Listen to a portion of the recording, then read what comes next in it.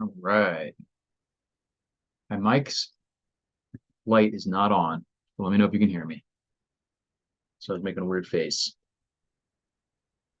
Let me see if I can check on my. Okay, I think it's working. I don't need my headphones because it's probably just me tonight, but we'll do it anyway. I feel naked without the headphones in, like there's going to be some sort of audio that I need to hear that I just miss out on completely. Cool, 5 by 5. It's weird. I don't know why my light doesn't come on. I mean, maybe it's using the webcam one, but either way, at least you guys are getting sound. Hmm.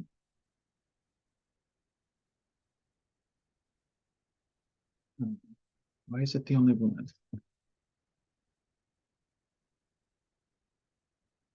It was unplugged. Does that sound any better? At least you're still getting audio, but at least it should be the blue orb. How you doing? If you're watching this later, thanks for swinging in.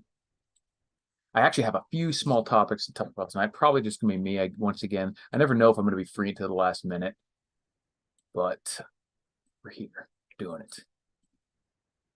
And this is probably the final week of using Johnny Cash. It's going by the book for my video titles because I've gotten to the chorus. It doesn't make as much sense for my videos. But it's very apt because some people say peace is on the way, but the worst is still to come. I think is literally true. I think it's exactly where we're at, where we've seen some weird lulls in certain areas where not as much news is coming out, but the news that is coming out, if you're looking for it, just keeps getting crazier and crazier. One of the crazy ones is the Houthis, the Yemenis rebels or insurgents. I don't even know what you would call them, extremists. They just always seem to want all the smoke. They just might just like fighting, nothing to lose, whatever. And they have started seizing ships. They seized one Israeli linked. I don't know if this is from the Associated Press. Israeli linked. I think it was just an Israeli owner, but they basically put out a statement saying that they are going to seize. Let's just read the AP article. It says Yemen's Houthi rebels seized an Israeli linked cargo ship in a crucial Red Sea shipping route and took 25 crew members hostage. The rebels said they hijacked the ship over its connection to Israel and would continue to target ships in international waters that were linked to or owned by Israelis until the end of Israel's campaign against Gaza's Hamas rulers. Quote, all ships belonging to the Israel enemy or that deal with it become legitimate targets. Adding in later that the Israelis only understand the language of force. Quote, the detention of the Israeli ship is a practical step that proves the seriousness of the Yemeni armed forces in waging the sea battle, regardless of its costs. This is the beginning. So, not great. That could be definitely create a big impact to the region. Could certainly escalate things. Wouldn't be as nearly a big impact for us as if Iran starts to do something with the Straits of Hormuz, which we should be ready for some disruptions there to happen at some point in the next couple of years. So the big thing there is obviously oil, so gas. But if gas isn't shipping, that slows down everything, makes prices spike instantly. So we have to be watching out for that. But that's one of those buy the rumor, sell the news type of things. Once it makes it to the mainstream, you would only have a couple hours before prices on certain things spiked and probably a couple days before availability on certain things disappeared. So that's not good. There was rumors of a ceasefire. Doesn't seem to be happening. I think that's just things that are trotted out there to try and slow things down while people group or prepare on either side. But I really don't expect there to be any major ceasefire. That would surprise me. Things just seem to continue to be devolving, escalating, however you want to say it. But that was the interesting Houthis, and they seem to be the one that the other groups, especially Iran, is being a little more coy about the whole thing, saying that they're not necessarily going to support any of these groups or doing things on their own. Of course, that's may or may not be true, but like I said, they're at least being more coy about it openly, whereas the Houthis are just like, fuck it, we'll take you all on. So that could be dangerous for the region. Ukraine, I talked about in one of my most recent videos, and where they are, Zelensky's come out desperate saying, at least loan us money. And from what we can hear, it's being brutal fighting over there still. And I really expect them to start having serious issues because, yeah, we're still giving them some money and support and everything, but they're really getting worn down, and they definitely can't expect to get the same amount of support because of what's going on in the Middle East. A lot of US and even NATO maybe resources going towards that, potentially much more widespread conflagration that would directly impact us a lot more than if Ukraine falls. Like Ukraine, people like Clown World regime wants Ukraine to be like this place where we fight Russia, but they don't really give a shit about Ukraine in my mind. They don't care about Ukraine. They don't particularly need Ukraine. The area, I mean, it's huge amounts of wheat growing and everything there. Definitely a good, productive country, but as far as the normal clown world regime, it was just a staging place for NATO to be right up Russia's ass, so to speak, which is one of the instigating factors in this. It's never just one thing or one side at fault when you talk about state level actions, but certainly trying to put NATO forces there, particularly nuclear NATO forces, is one of the reasons that this thing kicked off. But other than that, like if Ukraine gets utterly destroyed, it doesn't really change the big picture for NATO, clown world, beyond what resources we've lost there. Whereas with Israel, that's not necessarily the case. Not that we get a lot from Israel, but it would change the whole picture of the whole region, our whole ability to project force there, to have a quote ally in the region. Whether or not we need that, a democracy, so-called democracy in the Middle East could be debated, but it definitely would. Israel being utterly destroyed or severely injured would make a lot more, I think, of an impact than if the same thing happening to Ukraine, to us over here. Certainly for the people in Ukraine, that's not the case. And none of this is stuff that I want to happen. It's just kind of trying to look at the picture, seeing what's going to happen. But so I'm always going to try to include, I've got a pen now so you can tell that I'm doing some serious thinking. Always going to try to include what we can do about this stuff, not just looking around being like, wow, that's going to shit. That sure is going to shit over there too. Holy shit, look at that shit. But also figure out what we can do. And I still obviously the gas is a big one for anything in the Middle East. Basic preparations, food, stuff. But for us, I still think the major impact for most Americans is going to be financial. Not that food won't be there, but that it'll be very expensive.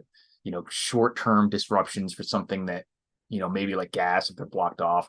But mainly the stuff is going to be there, especially in the US where we make a lot of gas. We pump a lot of gas. We have some refineries and stuff. We make a lot of food, but shipping will get disrupted. Components of different manufacturing steps will be disrupted, but it was all probably going to be here and available in different quantities, but it'll be intermittent and it'll be expensive. So finding some way to bolster your financial situation, which is unfortunately one of the hardest things to do. Everyone's always trying to do that, but it's going to be one of the most important. And having it done in a way, not just that you have more money, but that you have it in assets and income sources that are resilient, maybe even anti-fragile, given what we're going to be dealing with. Mark Olson says Iran was not coy about the Houthis when Saudi Arabia was fighting them. Yeah, I mean, there's all sorts of interesting things, dynamics going on there with the Sunnis and the Shiites, and maybe being the enemy of my enemy is my friend kind of situation with regards to Israel. And it's when we have the world this interconnected, you have all sorts of weird situations where we're supposed to be in good terms with these various countries who might not be on good terms with other countries that we're supposed to be on good terms with. So lots of weird situations that it's hard to tell how they're going to break. Maybe impossible to know how they're going to break until certain things happen. Hello from Manitoba, Canada. Finally caught a live stream. Awesome, Chris V. Thanks for swinging in. But yeah, so Ukraine is in a rough spot. Definitely not helped by this because resources are now getting split. Interesting thing that I was reading, going to another section of World War III, China. They may decide it appears that China is trying, or at least considering, and I said this years ago that this would be a possibility, that they would prefer to have a bloodless takeover. And it's possible if the US started to falter. I assumed that maybe it would be because of our financial troubles that eventually we would be weakened enough to where China was like, hey, you really want to do this? And they're like, you know what? Let's go the Hong Kong route instead. And they're kind of allowing or inserting more Beijing-friendly people into Taiwanese, I don't know, government, whatever you want to call it, Let me read the article here. It says two anti-independence parties, so anti-independence, so anti-Taiwan independence, are officially joining forces. So Taiwan opposition parties announce alliance shaking up January election. So in this case, an anti-independence would be pro-China, pro-unification. It says Taiwan's opposition parties agreed to run a joint campaign in January's election, raising the chances that a more China-friendly government takes power in Taipei. The Kuomintang and Taiwan People's Party announced plans to run a united campaign, and I'm sure this was influenced by China, large mainland China, following a meeting Wednesday that centered around how to wow, ads pop up. How do I do this? Oh, broke it. Lost my article. Centered around how to decide which of their two nominees would head the campaign as the presidential candidate. As President Joe Biden and Chinese leader Xi Jinping prepared to meet in San Francisco in an effort to repair their bilateral relationship, the developments in Taiwan could reshape global geopolitics for years to come, with Taiwan at the forefront of increasingly fraught ties between Beijing and Washington. The election of a more China-friendly government in Taipei could remove a potential flashpoint between the world's two economic superpowers. Yeah, and if you saw some clips from that meeting, there was a press conference, and Biden was up there stammering away, and they were like, "You said he was a dictator before. Do you really think that?" They're like giving him an opportunity to like walk it back, and he's like, "Look, he is. I mean, he is." And he's just like, "That's just what he is." And you see Anthony Blinken's face, and he's in the audience, and he's just like, he looks like he's about to throw up. Like, suck it, you losers. You have this guy up there ruining the country. The least you can do is deal with him making your own life miserable with his ridiculousness. Looking mighty spiffy there, Eric. Thank you. Actually, appreciate it. I actually had there was a tweet from, I think it was Iraq veteran 888, who said, I just responded to it, that he said, earlier I was talking to a this is him talking. Earlier I was talking to a fan of the channel, and they brought up something I mentioned in a video from years ago. I guess I just want to acknowledge everything you do online reflects either negatively or positively on you, and you never know what people will judge you by. So I replied, this is why I make sure my hair is perfect in every video. So nice to know that the looking fly still has gives you some clout out there. How you doing, everybody? So that was it. Yeah, interesting. China potential for bloodless. Yeah, and I do think that's a possibility especially as we move more of the why is my brain blanking? Microprocessor, semiconductor, all that technology ability to build it here. I think the Taiwan semiconductor manufacturing is actually building plants in the US, in like Arizona or something, or we're taking some of that technology. It might not be the same company. So as our reasons for defending them probably decline a little bit, our ability to supply them with money and weapons is probably going to decline. Our ability to physically intervene in any way is going to decline or become more unlikely. I think that eventually, and hopefully this is the case for the people of Taiwan, is that there will be some kind of bloodless reunification. I don't think that reunification necessarily is good for them long term if you care about freedom, but it's certainly better than getting a massive, Russia-Ukraine style conflict over there. So if we view it as being semi-inevitable that at some point they either are going to reunify or get into a huge war over it, regardless of whether they win or lose, I think that a bloodless reunification is probably best case scenario for them. And especially if it results in a, just bending the knee basically on paper, but they get some semi quasi autonomy, kind of like Hong Kong, wouldn't be ideal, but can't always get what you want, as the song says. And the next few years are going to probably increasingly prove that to a lot of people in the world, and especially in the US, to where we are used to getting what we want and thinking that we're immune from all this crap. And we are just doing absolutely everything wrong. And I read a recent article pointing out that if Peter Turchin's cryodynamics are to be believed, a perfect storm is approaching for the United States, as all four structural drivers of societal instability are not only present, but appear to be at near historical levels. So this is an author who basically just, I can give you a brief description here. So Peter Turchin is a historical sociologist and researcher who proposed a framework that identifies key factors contributing to societal instability, which he calls pillars. So the first one is elite overproduction. He argues that societies often face instability when there is an excess of people competing for a limited number of positions of power and wealth within the elite class. It can lead to intra-elite conflict, which we're seeing with former presidential candidates trying to be jailed, all that sort of stuff. We're even seeing some weird conflicts between people like within the Biden administration, like Mayor Adams of New York beefing with the administration publicly over immigration after they sent the FBI after him and whatnot. So we're definitely seeing the elite overproduction, elite conflict within the government can potentially create divisions within the ruling class. So pillar number one, elite overproduction, that's happening. Pillar number two, popular misery index. Doesn't take much to interpret that. This index refers to the general well-being of the population, including economic hardships, inequality, poverty, and other societal issues affecting the majority. Definitely happening here. Cost of living going up, middle class disappearing, government leaning even harder with taxes and tyranny. When these issues become pronounced and affect a significant portion of the population, it can contribute to societal unrest and instability. Absolutely have that. Number three is state weakness. I was just talking about this, how obviously we're still in any objective metric, one of the most powerful countries in the history of humanity, but that is declining and it's the way in which it's declining is what's important. So he says societal stability often relies on a robust state apparatus capable of effectively managing conflicts, providing basic services, and maintaining law and order.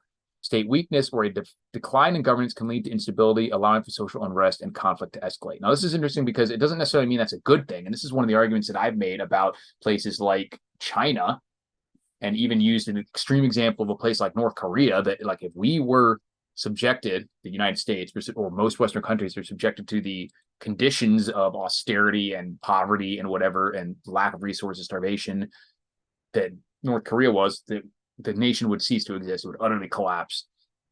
But some of these that have this authoritarian control don't.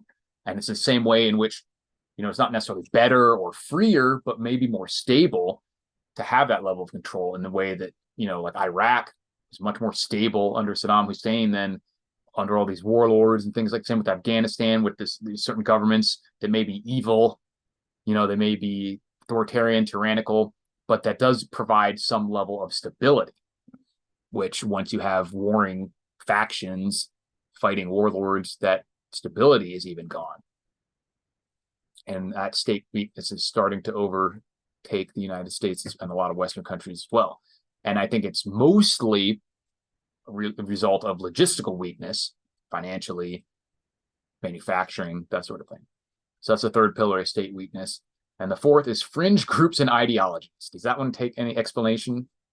The rise of extremist or fringe groups and ideologies can destabilize societies by polarizing communities, exacerbating social tensions, and challenging the established norms and institutions. So obviously we have all four of these problems, whether or not you think that that's an accurate view of society by this author. We definitely have all those four issues. All right, let's see what we got in the comments. Iraq Vet 88 has a great channel. Yeah, he's been around for a while, big channel.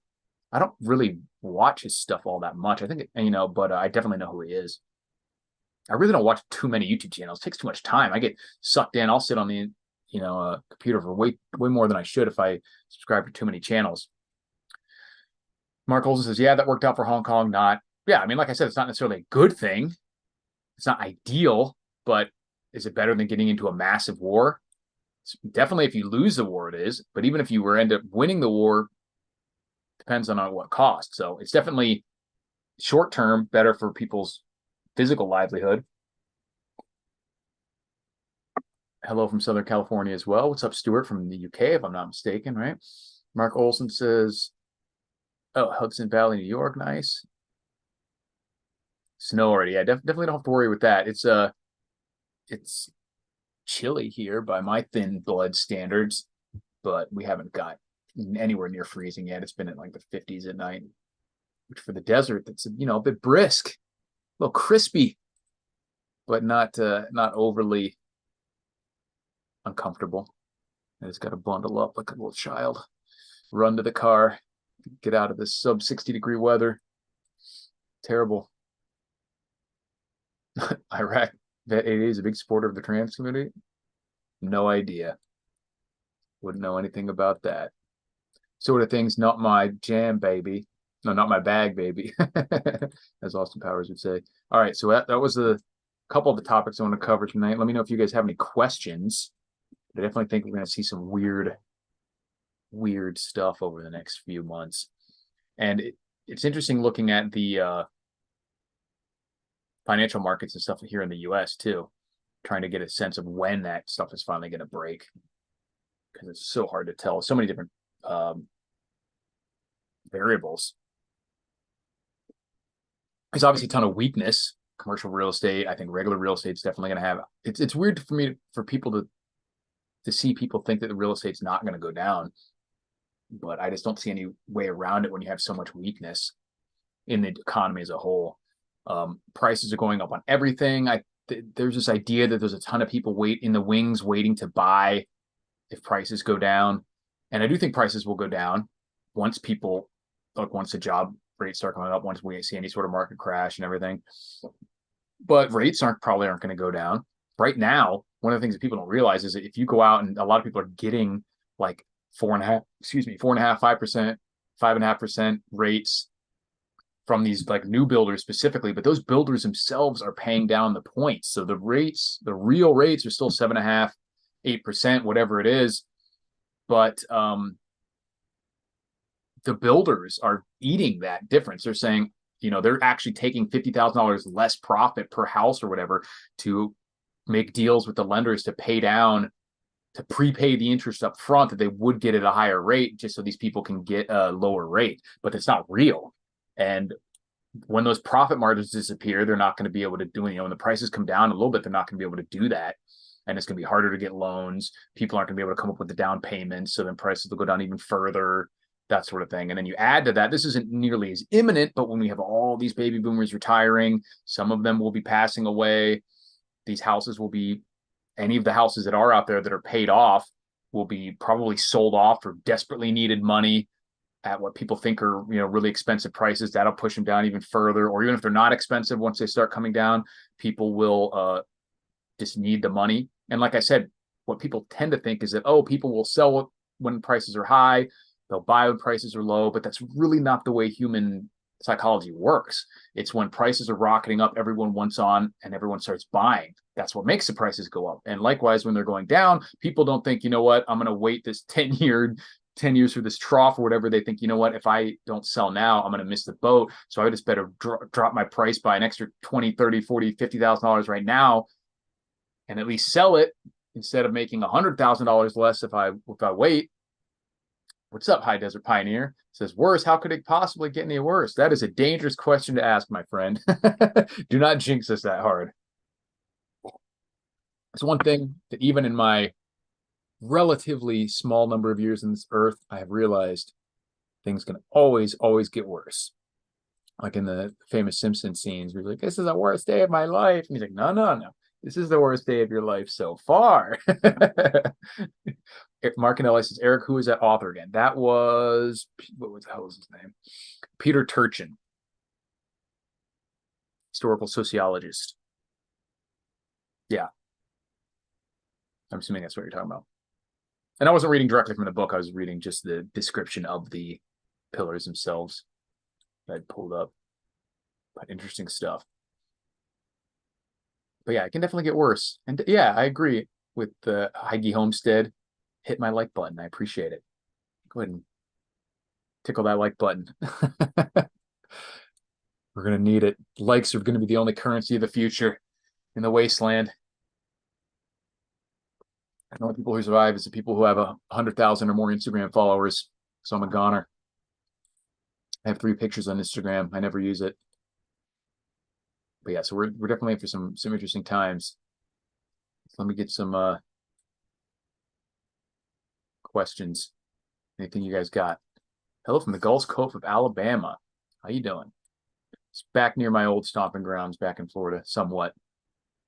Oh yeah, it can definitely always get you look almost civilized in that shirt. That's the idea, my friends. You got to hide the Tame the beast. Don't have people knowing that you're capable of being an absolute savage. When people see this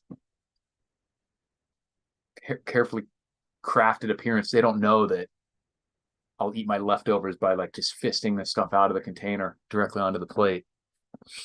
Just pure savagery. That's the type of person who survives the apocalypse. Gold, silver, and likes. Hell yeah. Speaking of gold and silver, I still think this is just the epic time. This is one of my favorite pieces, by the way. That's why I always have it up there, and that's why I always show it. Pirate booty. I'm just such a big fan of the booty. But I mean, the prices right now, and I mean, gold's obviously near all-time highs, but silver is just such a deal. And I still think, obviously, at this price, gold is a no-brainer for what's going on in the future, because it's not based on price in the sense of like a trade. It's based on the fact that this is real and it's going to maintain purchasing power regardless of what happens with the currency. But we're seeing weirdness. The markets are so weird that, gold stock or mining stocks not doing so well compared to gold and silver. So there's all sorts of short-term perturbations that can happen. So that's why, I mean, unless you really have like, that's your job, trying to do like trades like that and time the market is just a fool's errand. You got literal like quantum computing going up against you, and a bunch of insider trading and a bunch of illegal activity, some of the insider trading, whatnot, that these big banks and governments and stuff are doing. So that's what you're going up against if you're trying to just do like day trading type stuff. That's not to say it can't be done, but you have to, just as a casual hobby, it's probably not the best bet. The better bet is to look at trends. And like, I think it was McElvaney Finance had a video on this recently talking about how like there's no point in looking at like what the interest rate's going to be in 2 weeks or 2 months or whatever. Like if I had to, they were talking about the 10-year portfolio. If I had to take a nap for 10 years, what's the trend? You know what I mean? And the trend is higher interest rates for longer. Does that mean that in 2 weeks or 2 months or even 2 years, it's going to be way higher than it is now? Not necessarily, but the days of the ZERP are probably certainly behind us for many, many years, probably decades, unless we have a complete financial system, let's just call it upheaval. But even, I mean, in a sound money system, you're probably going to have, it depends. If you have a lot of savers, you could have low interest rates, but low interest rates are typically a result of intervention. Because if an economy is thriving, there's going to be better ways to earn money than to just loan it to somebody. But unless there's a ton of savings and it's easy to find people that want to loan you money in general. Yeah, time in the market beats timing the market. Depends, unless the market collapses. But that's why I don't think the market is the only way to look, the only place to look. I mean, people kind of get locked into that, like the stock market in their country. That's where you put all your money. Whereas if you had an alien coming down looking at Earth or an AI or something, and you're saying, where should I put money to invest it or wealth? They wouldn't just automatically necessarily pick the United States stock market. There would be all sorts of different places that you could put your money. Other stock markets, commodities, all sorts of stuff. He sells, but who's buying? Exactly. Not many people these days. I think it is good to pull out of crypto in the markets for a while. It's too volatile. I mean, like, yeah, I'm not a financial advisor. I'm a brokey, but my instinct is that like cash right now. And I actually was watching, I think it was George Gammon video where he's talking about, and that's what's so weird about all this stuff. Even though you know the trend, that something might be worthless eventually, doesn't mean that in the short term it's a bad idea, and vice versa. And he was talking about they're putting a lot of money into like short-term treasuries, like 30-day T-bills or whatever it is, 90 days. I don't remember the short-term ones, because of super liquid, you get your 5% or whatever. Like, yes, we know that the interest rates are going to go ballistic eventually, fuck all this up with the T-bills, but it's not really you're not going to lose all your money in like the really short-term ones like that. You still have really good liquidity, and at least you get your 5%. Whereas with the cash, you're not getting anything on it. But basically, that's a cash position. Basically, a super liquid asset that you can just sit on, get a little bit rebate on inflation, which is more like 2 to 3 times that, regardless of what the government numbers say. The government numbers are absolute nonsense. And Carl Denninger just had an article about that too, about like real like what you actually have to go spend compared to what you had to spend 5 years ago. That's what inflation is to real people, not what the CPI says or even the PPI or any of these bogus numbers that they mess with and have hedonic adaptation and just straight up lies at some point. What you really have to pay to do the same things that you were doing a few years ago, that is inflation to real middle class people. And that number is huge over the past few years. It's just insane sometimes. It's still shocking. Like it feels like every time you go to the store, these numbers just jump up, jump up. It's like, holy crap. And we're not even in like a really inflationary environment yet where, 10% a month type craziness, which I think that certainly could be on the horizon, unfortunately. So you got to have things that can follow that. So yeah, I think like it's any individual asset is weird to put. I think cash position. I think you have to have a core position of booty, but beyond that, you don't want to put like 100% of your money in physical gold and silver because that takes a little time to liquidate too. There's a cost associated with buying and selling it that you don't want to be like flipping it constantly. The physical, you have to ship it. You have to insure it, all that stuff, premiums. There are costs associated with buying and selling and storing physical. So you don't want to necessarily be trading in that. So you do want to have some cash positions, I think, because there's going to be some sick deals. But you don't just want to have, physical dollar bills sitting around your house for the same reason. It's a little slower getting that back in to the electronic system, which we do have to utilize, unfortunately. As much as I'd love to just get outside that system completely, if you want to take advantage of these things, stacks of cash isn't the best way to do that, especially if you're talking about jumping in on stocks and whatnot when they're depressed prices. But yeah, I think crypto is one of those things. I think that who knows what's going to happen in the short term. I do think at some point when people do start fleeing the debt markets, even though gold and silver I think is the best bet. I've talked about this before. Like, how many people really have gold and silver at all right now? Have any experience buying it? Have any experience what they need to do with it? Like, what's real? Like, is this fake? Is this real? Like, what am I looking at when I go on AppMex? And even if that were the case, like, you have a couple people, couple deca millionaires or centimillionaires, couple Tom Brady types out there who just say, you know what, I'm going to put $10 million into gold and silver. It doesn't take two. There's hundreds or thousands of these people in the United States to have that kind of money. And it doesn't take too many of them to just instantly wipe out the physical market, like instantly. It's so tiny. And so the average person who's like, I have a few $1,000, maybe even tens of thousands or hundreds of thousands, I need to get this out of dollars, get it out of the stock market, whatever. Initially, they'll just pull it into cash, strengthen the dollar, ironically.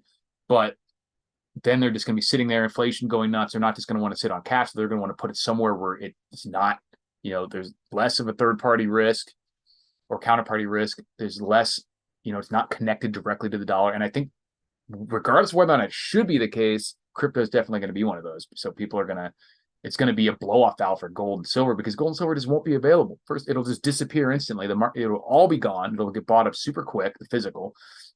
So and there's a lot of people in my age group or younger who have a lot more experience buying and selling crypto than they do buying and selling physical gold. So they're a lot more comfortable with it. They know what it is. They know what Bitcoin is. It's going to be available to them. And so they have a account probably open with Coinbase and one of these other brokers.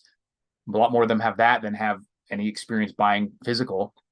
And so they'll just boom, and a lot of money will flood in there and jack that up super fast. Now, I think long term, those may collapse. People may eventually come out of it, but I think there definitely will be a time that if you're already in it, when that fleeing of the debt market starts, it'll just explode and you could easily 10x your money in there. Now, whether that'll even keep up with inflation, I don't know. Urban prepper repurchased the same prepping basket from 4 years ago. Costco 17%. Honestly, I'm surprised it's only 17% from 4 years ago. But yeah, 17% over just 4 years. That's a lot. I know certain things are up way more than that. Yield curve inverted, better return on short-term treasuries. Yeah, so actually that was another thing that George Gammon was talking about in his latest video was that the yield curve currently inverted. What he's watching for before he dumps these treasuries is for when it uninverts, because that's usually what happens. Like the inversion of the yield curve, the inversion of the yield curve is a really bad sign. It shows definitely weakness and fuckery, for lack of a better term, in the financial markets. But that's not right when it inverts is not when the problems usually happen. It takes a while, and it's after they uninvert is when you really start to see the problems created by this start to surface. So he's in his short-term treasury, like really short-term treasury bills, just basically sitting on cash, just trying to earn that 5% to not get totally eaten alive by inflation. And then he's waiting to see, he's saying, check every day, look at that yield curve. And when it uninverts, that's when he's going to be keeping a really close eye, looking to probably liquidate everything, go, and then try to pick up some deals. Hawk, thank you. I appreciate the super chat, my friend. He says, it's funny how so many stood by C19, no wars. Hindsight 2020. Even prepper survivors gave me, oh, I know, man. Don't get me started on that. I was very disappointed with how many people bent the knee, let's put it that way, and just like got scared and were like, oh, we'll shut down, or whatever they said. Lady T says, don't invest in anything other than physical products I can resell locally, or I don't invest in anything other than physical products I can resell locally or use. If I can't touch it, I don't get it. Yeah, I mean, it's not necessarily a bad bet. I think for people who, I'm unfortunately not in this boat, if you have, a significant amount of financial wealth, that's not always going to work to where you can literally just have physical products. You're going to have to put that money somewhere. But unless you have a lot of money, it's easy enough to have physical things. There's enough of it that we're going to need. And I mean, and land counts for that, especially rural land. And like saving money up, I think there could be a lot of stuff's going to get dragged down when people are panicking and don't know where to put their money. They're just going to pull out of the system to try to sit on cash. So I think everything will get dragged down initially, or most things. So even gold and silver and other commodities, even rural land, agricultural land might get sucked down. So there could be some generational opportunities if you have the ability to jump on them. It says 17% was the overall average. Corned beef, I think, was 80%. Yeah, brutal. So he's talking about the prepper basket at Costco. Yeah, some things have actually not gotten too bad. Have you seen the price per ounce on the debt clock for gold and silver? I don't remember what it is off the top of my head, but yeah, if you divide what gold and silver should be based on the money supply, if you just literally divide that, like if it was backed by the metals. Why is there a big ad here that I can't close? I don't know how to close this ad.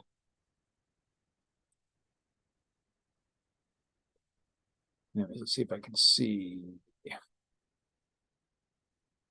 Paper to silver ratio, dollars, oil to solar ratio. That's interesting. Anyway, someone else looked this up. This ad isn't closing for me. And I don't see the X. See if you can find usdebtclock.org. Tell me what it is. Because it's blocking me and I don't know what the hell's going on.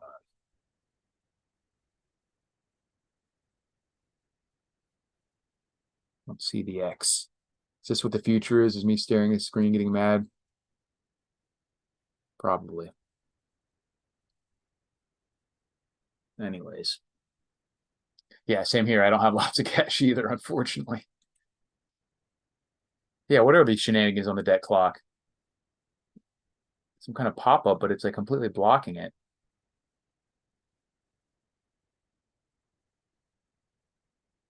Anyways.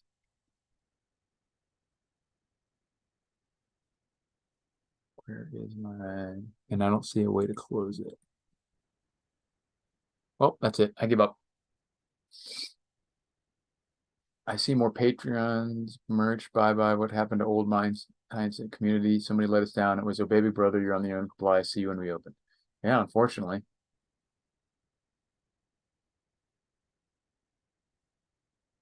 Yeah, I mean, it's tough. There's not a lot of people that are even capable of providing that kind of support for community, even if they wanted to, which a lot of times they don't want to even. And that's why we're going to be in for some rough times.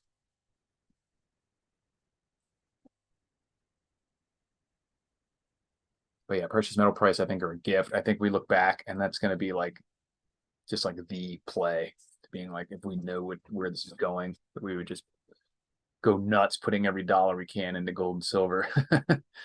Just my hunch. Just an old brokey looking around at the crazy world, trying to figure out what's going to happen. I'm working, Man Array of Hope says, I'm working on buying a house and starting. Good or bad, I tend to dance to the music. Yeah, I mean, I think, like I said, buying a house is it's expensive now. I'm sure glad I did. I saw the writing on the wall. I was 100% right when I in my assessment that I was like, these prices may go down, and I still think they will. At this point, it might not go below where I paid, although I still think it probably will. But even if it did, interest rates aren't going to go down, and I need to jump on something now. Who hosted what? Brother, you hosted them. Who are you talking about?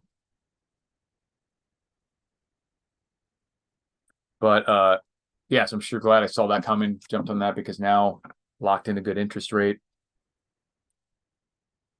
because prices are. But I didn't think buying a house could be put you in a good position, and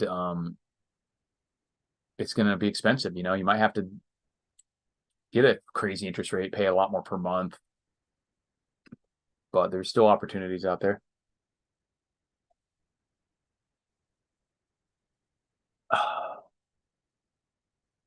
You guys got any more questions? I know I've got through my topics. So let me know if you guys have any questions before we wrap it up. I've still been bad about collecting memes, but I'll try to have some for you next time, but I don't this time. I honestly feel like I haven't come across as many recently. Maybe I need to follow more spicy meme channels because I don't have nearly as many that I've been like, I feel like everything's more like video clips now and like that sort of thing, or it's not something you can save a picture of.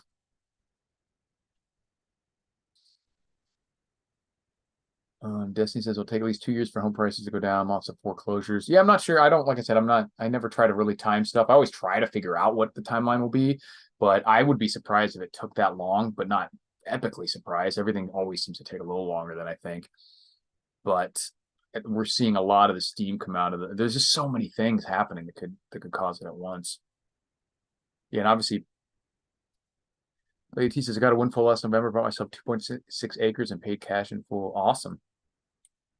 Awesome. Yeah, 2.6 acres is enough to produce, depending on where you're at, obviously, kind of soil and everything. Like you can do a hell of a little homestead type operation on there if you want. Grow quite a bit of stuff, quite a bit of trees. I think trees are just like one of the best options for people who don't have a considerable amount of experience or time or whatever to do farming. Obviously, a dedicated farming or gardening effort can produce a lot of food, but trees, if they're something that's indigenous or at least capable of growing pretty well in your area, it's like a set it and forget it thing. And like one apple tree or one orange tree or peach tree or something like that is like hundreds of pounds of food a year. The only thing that you can really compete with that in terms of gardening is like potatoes and stuff. Because actually, a lot of stuff that people garden is really not that calorie rich. A lot of vegetables do not have that many calories in them. It's great to have it, especially if it's stuff like onions and seasoning type stuff. But if you're growing like aside from like beans, most vegetables don't have a lot of calories in them. They're not going to actually sustain you for very long. Like especially like leafy greens and stuff like that. You're really not getting anything out of it other than vitamins and minerals. But so beans are the opposite, and grains, get a lot of calories, but a lot of processing involved with that. Even corn's probably the least amount of processing of the grains, what we'd consider the grains, but really hard, it's hard on your soil, takes a lot of supplementation usually to actually grow like big, what you're used to seeing ears of corn, a lot of fertilizer, stuff like that. Rice and it's difficult to grow and takes a lot of processing, can't grow it everywhere. Wheat, obviously you have to like grind it up and harvest it and all this stuff. So 13K, not bad for 2.6 acres though. Always depends on where you're at.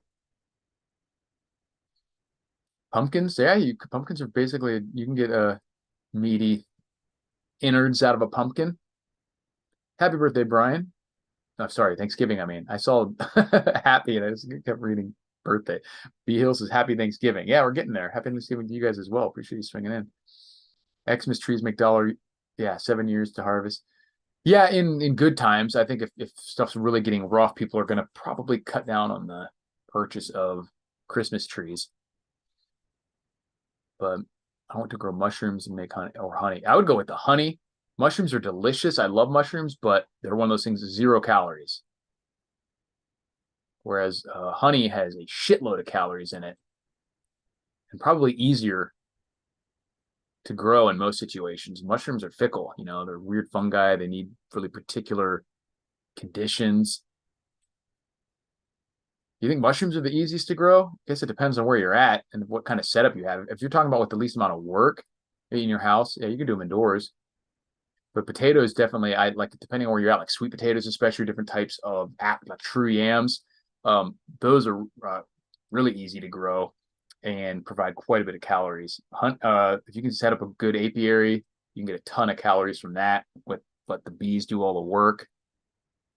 And obviously, there's other benefits to hunting, like being able to store it versus even fruit or vegetables or stuff. If you can, sure, but that takes more equipment, tools, all that stuff as well. Whereas honey, you can just put it in a container, a jar. Got hydrogen peroxide bubbles on it. Use it for wound care, even.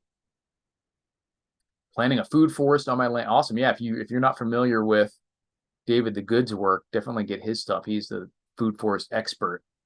And he has a new system out called grocery road gardening, which is really cool too. Minimal work, maximum production for your place. Yeah, everything being edible. And the food forest and even the grocery road gardening both kind of use the principles of like, you don't have the mono crop, which makes you a lot more susceptible to various problems. If there's this one type of plant in an area, pests are worse, different things like erosion is worse, fertilizer issues, all that stuff is exacerbated. Where if you have more of like a natural ecosystem, those problems are all lessened. And you can still do a natural ecosystem with all edible plants. You've like a curated one and still have it be more natural. Yeah, root veggies are super productive for the amount of work and like water and stuff per calorie. It's just hard to beat the root crops for like a home production. Something like I said, rice and stuff is great, but how many people can just like grow rice at their house or their property? Yeah, need a well. Obviously, that's important depending on where you're at, depending on what level of rainwater you get. You look into your area, even if you can do like a sand point well or shallow point well that you can hammer in yourself, even if it's not going to pull water out year round in your area, you could try to fill some sort of tank or cistern or something like that. I was thinking Jeff Lawton was a food forest expert. I mean, he is also a food forest expert, but David the Good's a great resource. And I've met him in person. He's a good dude. Yeah, if you can't eat it, don't bother planting it. Yeah, especially if you just have like a lot of land or just even some land, even a scattering of a handful of trees. And get them now, because the ones that, unless you want to pay a fortune for a fairly large tree, the ones that you would be getting for $50 or whatever in a 5-gallon pot or $100, whatever they are these days, you're probably going to, I mean, those are not going to be hugely productive initially. So it'll be a few years before you're really putting out those few hundred pounds of, so you want to get them in the ground as soon as possible. You don't want to wait. But all options. It's all about resilience. And it's all about buying the Rule of Wasteland Survival Fishing Kit, which if you buy it, you're guaranteed to survive the apocalypse or your money back. Upland rice can be grown on dry land. That's interesting.